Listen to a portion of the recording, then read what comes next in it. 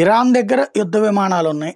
అదే సందర్భంలో ఇరాన్ దగ్గరన ఇది ఇరాన్‌కి ఫ్రాక్సీలైనటువంటి హౌతీలు, హిజ్బుల్లా, హమాస్ ఈ తీవ్రవాదులు పాలస్తీనా, సిరియా, లెబనాన్, యెమెన్ నుంచి ఉండేటటువంటి వాళ్ళు ఈ సౌదీ అరేబియా, దుబాయ్ లాంటి వాటిని దెబ్బతీయడానికి ఇరాన్ ప్రోద్బలంతో కుట్రలు చేస్తూనే ఉంటారు.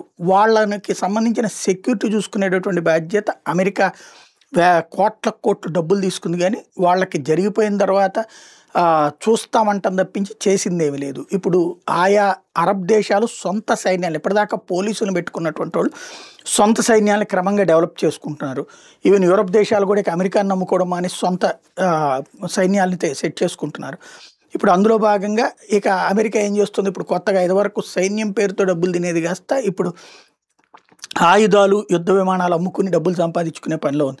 తాజాగా సౌదీ అరేబియాకి యుద్ధ విమానాల అమ్మకం అన్నటువంటి దానికి ఒప్పందం కుదిరింది. ట్రంప్కిను సౌదీ అరేబియాకి F-35 ఏదైతే అత్యంత పవర్ఫుల్ అని చెప్తుంటుందో అవి అనేక సార్లు దెబ్బతిన్నా కూడా అదే వాళ్ళ దగ్గర ఉన్న అత్యంత పెద్ద శక్తివంతమైనటువంటి సూపర్ సోనిక్ అంటే శబ్దం కంటే వేగంగా ప్రయాణించేవి అవి ఇప్పుడు సౌదీ అరేబియాకి భారీ ఎత్తున అమ్ముతామని చెప్పి ట్రంప్ ప్రకటించాడు.